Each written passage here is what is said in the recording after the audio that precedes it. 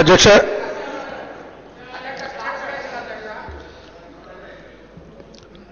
సంక్షేమం మీద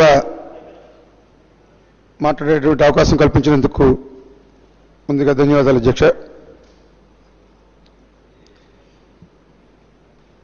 సంక్షేమం మీద మాట్లాడేటప్పుడు గౌరవ సభ్యులు చాలామంది మాట్లాడారు అధ్యక్ష.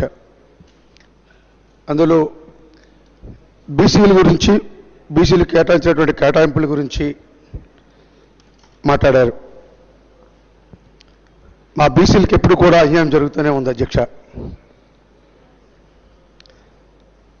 కారణం ఏమిటంటే, ఇది నేను చెప్పేది కాదు అధ్యక్ష, ముందుగా మాట్లాడేటువంటి సభ్యులు చెప్పారు.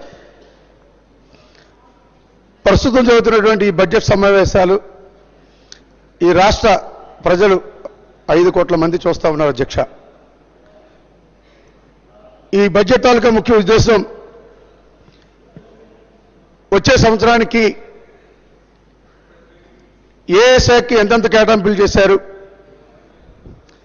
గతించినటువంటి సంవత్సరానికి ఎంత కేటాయింపులు చేశాము, ఎంత ఖర్చు చేశాము అన్నటువంటి దాని మీద ఏం మాట్లాడుతుంది అసెంబ్లీ అని చెప్పి 5 కోట్ల మంది చూస్తూ ఉన్నారు అధ్యక్ష.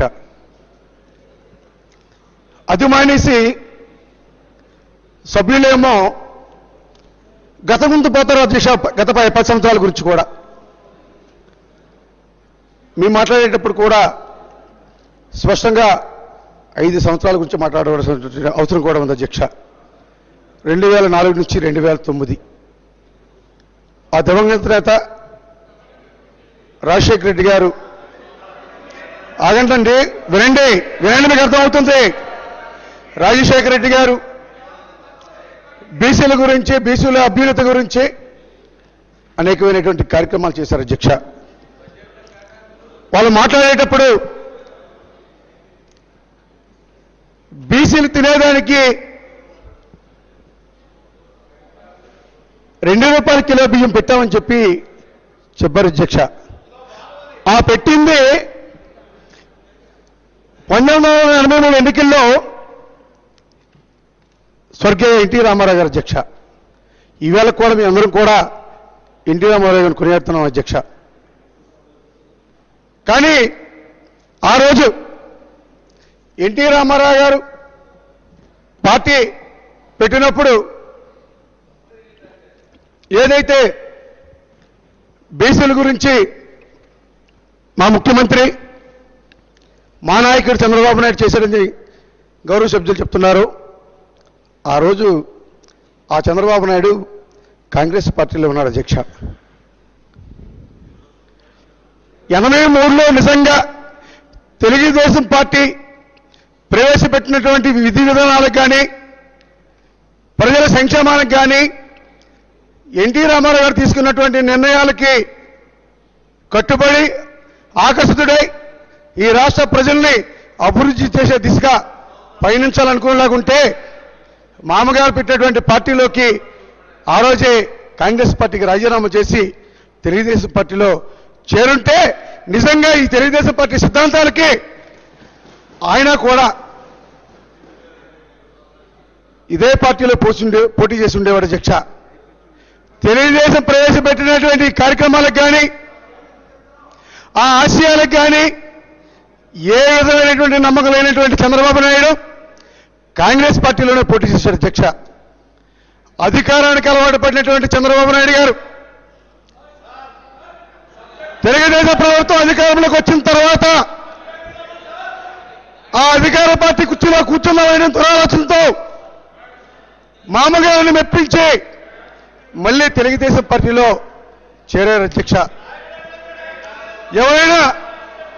ఎవరైనా కూతురిచ్చుకున్న తర్వాత అల్లుడిని హక్కులు చేర్చుకునేటువంటి సాంప్రదాయం ఉంది అధ్యక్ష. ఇటువంటి సాంప్రదాయంలో ప్రభుత్వం నడుస్తూ ఉంది. కొన్ని రోజులకి ఎన్టీ రామారావు గారిని ఆ ముఖ్యమంత్రి కుర్చీ మీద కన్నేసినటువంటి చంద్రబాబు నాయుడు గారు మా బీసీల గురించి, మా బీసీ సంక్షేమం గురించి పాటుపడుతున్నటువంటి ఎన్టీ రామారావు గారిని వెన్నుపోటు పొడిచి ఆ కుర్చీలో నుంచి వెనక్కి లాగి ఆ కుర్చీలో కూర్చోవడం జరిగింది అధ్యక్ష. చాలా మాట్లాడారు అధ్యక్ష, వింటున్నాం. ప్రజలు చూస్తా ఉన్నారు, చూస్తున్నారు ప్రజలు. ప్రతి కార్యక్రమం ముందు వీళ్ళంతా కూడా ఎన్టీ రామారావు గారి పేరు చెప్పుకుంటారు అధ్యక్ష. సబ్జెక్ట్ వస్తాను అధ్యక్ష. వీళ్ళు మాట్లాడేటప్పుడు అదే మాట్లాడుతాను అధ్యక్ష. నెక్స్ట్ సబ్జెక్ట్లోకి వస్తాను అధ్యక్ష. చెప్పులు వేసినటువంటి సంస్కృతి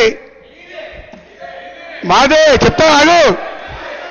ఎన్టీ రామారావు గారిని వెన్నుపడిచి పడిచిన తర్వాత శాసనసభ్యులందరూ తీసుకుపోయి వైస్రాలో పెడితే ఆ ఎన్టీ రామారావు గారు అన్న తమ్ముడు రండి, నా ఆలోచన వినండి, నా మొర ఆలకించండి అని చెప్పేసి రోడ్డు మీద ఉండి కేకలు వేస్తే ఈ సభ్యులందరూ చెప్పులు తీసి ఏ ఆదరించినటువంటి ఎన్టీ రామారావు ఉన్నారు, ఏ బీఫార్ ఇచ్చినటువంటి ఎన్టీ రామారావు ఉన్నారు, అటువంటి మహానుభావుడి మీద ఏ ఒక్కరూ ఏదైతే చూపించాలనేటువంటి మహానుభావుడి మీద చెప్పులు ఇచ్చినటువంటి సంస్కృతి మీద అని చెప్పేసి మీ అందరికీ తెలియజేస్తా ఉన్నా. సబ్జెక్ట్ మాట్లాడండి సార్. అధ్యక్ష, 1999 ఎన్నికల ముందు